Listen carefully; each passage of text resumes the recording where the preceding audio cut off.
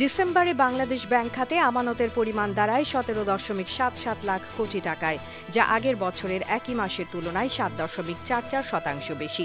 ২০২৩ সালের ডিসেম্বর শেষে ব্যাংক খাতে আমানত ছিল ১৬.৫৪ লাখ কোটি টাকা। টানা ১০ মাস ব্যাংকের বাইরে থাকা টাকার পরিমাণ বাড়লেও গত ৪ মাসে ধীর গতিতে হলেও ব্যাংকে ফিরতে শুরু করেছে এসব অর্থ। ডিসেম্বর মাসে ব্যাংকে ফিরেছে ১,০৮৫ কোটি টাকা। কেন্দ্রীয় ব্যাংকের তথ্য অনুযায়ী নভেম্বরের শেষে মানুষের হাতে ২.৭৭ লাখ কোটি টাকা ছিল, যা ডিসেম্বরে কমে ২.৭৬ লাখ কোটি টাকায় দাঁড়িয়েছে।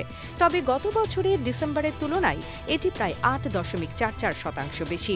২০২৩ সালের ডিসেম্বরে ব্যাংকের বাইরে থাকা টাকার পরিমাণ ছিল ২.৫৫ লাখ কোটি টাকা, যা এক বছরের ব্যবধানে প্রায় ২১,০০০ কোটি টাকা বেড়েছে। অর্থনীতিবিদরা বলছেন, ব্যাংকের বাইরে থাকা টাকার পরিমাণ বেড়ে গেলে সেটি অর্থনীতির জন্য ক্ষতিকর, কারণ ব্যাংকিং সিস্টেমের বাইরে থাকলে টাকার হাত বদল কমে যায়, যা মানি ক্রিয়েশন কমিয়ে দেয়। মিউচুয়াল ট্রাস্ট ব্যাংকের ব্যবস্থাপনা পরিচালক সতর্ক করেছেন যে ব্যাংক খাতে মানুষের আস্থা ফিরছে, যা সুশাসনের ফল। অবশ্য ক্রমাগত মূল্যস্ফীতির চাপে ব্যাংক খাতে আমানতের প্রবৃদ্ধি প্রত্যাশা মাফিক হচ্ছে না। অগাস্টে আমানতে প্রবৃদ্ধি ছিল ৭.২%, যা পরবর্তী মাসগুলোতে কিছুটা উন্নতি হলেও ডিসেম্বরে তা কমে এসেছে। ব্যাংক খাতের নানান চ্যালেঞ্জ মোকাবেলা করে আশা করা হচ্ছে ভবিষ্যতে পরিস্থিতির উন্নতি ঘটবে। AB news desk report.